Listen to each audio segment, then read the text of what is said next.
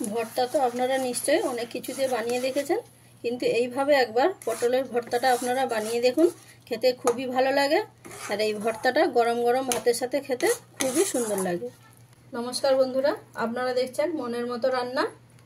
আমি আজকে আবারও একটা রেসিপি নিয়ে চলে এসেছি আপনাদের কাছে। আজকে আমাদের রেসিপি পটলের ভর্তা।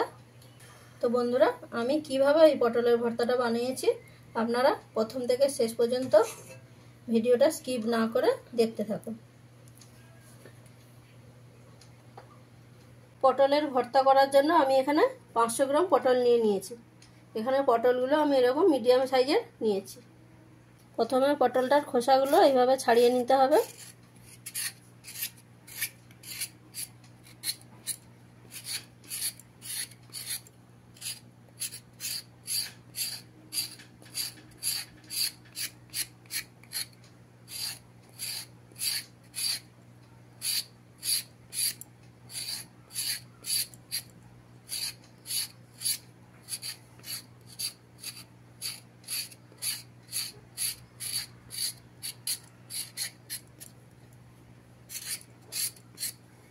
এইভাবে সমস্ত পটলগুলো আমি খোসাটা ছাড়িয়ে নেব। সবগুলো পটল আমার খোসা ছাড়ানো হয়ে গেছে। আর পটলগুলোকে খোসা ছাড়ানোর আগে আমি খুব ভালো করে জল দিয়ে ধুয়ে নিয়েছিলাম। পটলের ভর্তাটা যেহেতু আমি ভাপিয়ে বানাবো, তার জন্য পটলটা কিভাবে কাটতে হবে দেখে নিন।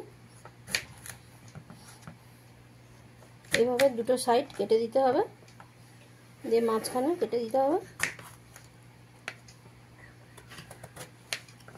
দিয়ে এরকম দুটো ভালি করে নিতে হবে।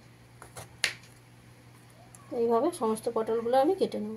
এখন এইভাবে সমস্ত পটলগুলোকে আমি কেটে নিয়েছি। প্রথমে পটলগুলো ভাপিয়ে নিতে হবে, তার জন্য একটা কড়াই নিয়ে নিয়েছি। তাতে পটলগুলো আমি দিয়ে দিলাম। পটলগুলো দেওয়া হয়ে গেলে এর মধ্যে জল দিয়ে দেবো।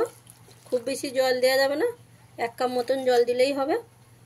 আর জলটা দেওয়া হয়ে গেলে এইভাবে ভালো করে মিশিয়ে দিয়ে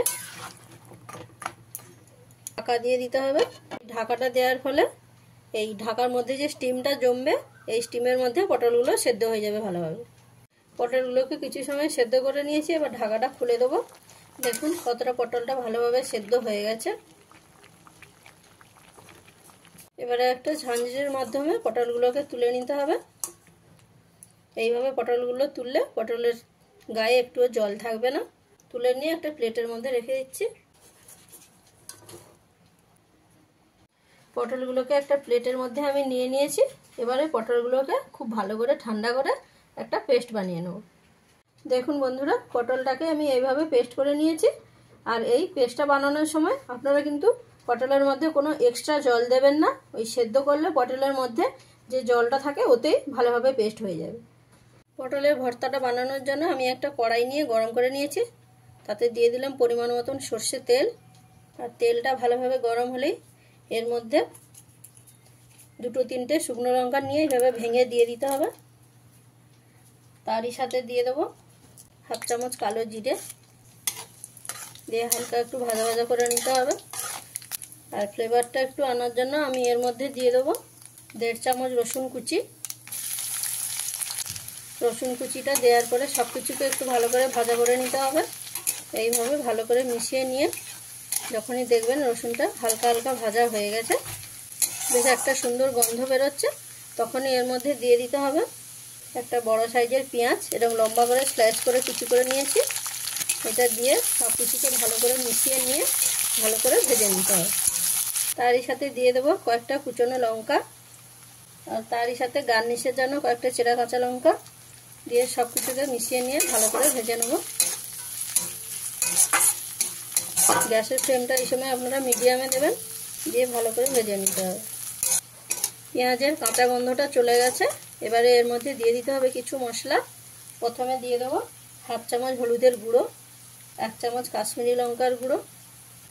এই দুটো মশলা ছাড়া এখানে আর কোনো মশলা লাগছে না। মশলাগুলোকে খুব ভালো করে মিশিয়ে নিয়ে ভালো করে ভেজে নিতে হবে।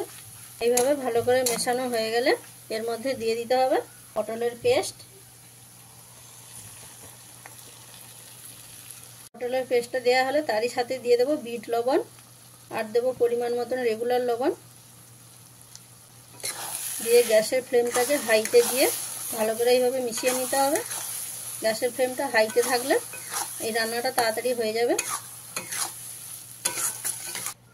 এটাকে ততক্ষণ ভাজতে হবে যতক্ষণ না পর্যন্ত এর যে এক্সট্রা জলটা আছে সেটা শুকনো হচ্ছে, ততক্ষণ আপনাদের ভালো করে এইভাবে ভেজে নিতে হবে। মোটামুটি এই প্রসেসটা কমপ্লিট হতে 10 থেকে 12 মিনিট সময় লেগে যাবে। তো এইভাবে ভালো করে আমি ভেজে নেব। ভর্তা তো আপনারা নিশ্চয়ই অনেক কিছু দিয়ে বানিয়ে দেখেছেন, কিন্তু এইভাবে একবার পটলের ভর্তাটা আপনারা বানিয়ে দেখুন, খেতে খুবই ভালো লাগে। আর এই ভর্তাটা গরম গরম ভাতের সাথে খেতে খুবই সুন্দর লাগে।